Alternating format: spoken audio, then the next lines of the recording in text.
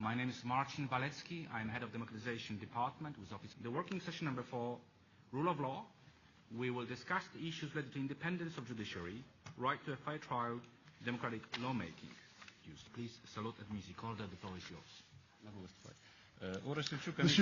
Monsieur le modérateur.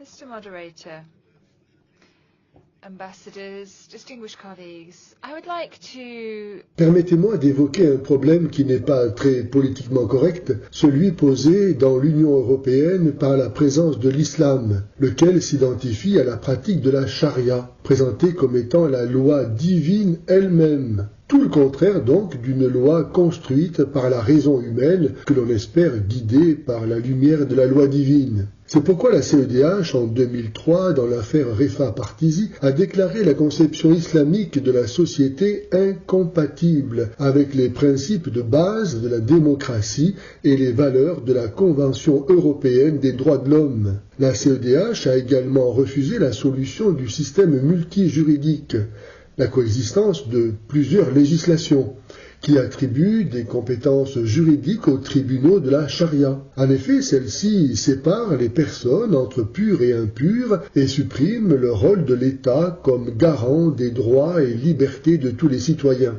L'islam n'est pas tant une religion qu'une loi, autant civile que religieuse, ignorant la distinction des domaines politiques et religieux. C'est ainsi que l'islam est un projet politique totalitaire. Je pose donc la question, comment l'Union européenne et nombre de ses États membres peuvent-ils favoriser l'implantation de l'islam sur leur sol par la construction de mosquées et de centres islamiques où la charia est enseignée? L'hypocrisie de l'idéologie suicidaire de l'Union européenne se donne à voir en particulier dans le projet du président Macron de bâtir un islam de France. En effet, non seulement la Constitution française interdit à l'État de s'occuper de religion, mais pour 3 raisons au moins, ce projet est voué à l'échec. Premièrement, la loi d'Allah ne change pas. Deuxièmement, Allah interdit aux musulmans de se soumettre jamais à des non-musulmans. Troisièmement, l'appartenance à la nation islamique transcende toute autre appartenance. C'est dire que ce projet n'a finalement pas d'autre raison d'être que d'enraciner un peu plus l'islam en France, en lui donnant la légitimité et la respectabilité qu'il ne saurait avoir autrement, le tout aux frais du contribuable.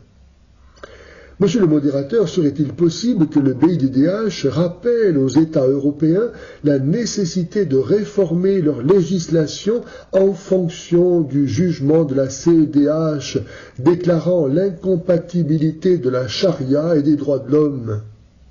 L'hypocrisie et la lâcheté ne préparent pas des lendemains qui chantent, mais des lendemains qui pleurent.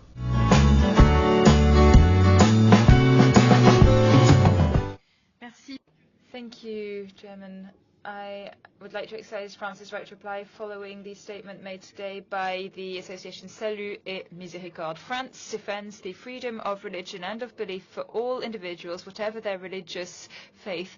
That is true for French citizens who are Muslims and for all other French citizens. Islam is the second largest religion in France. It is part and parcel of France's landscape now, and the 2005 law applies to France as it does to all other religions and guarantees the free right to worship.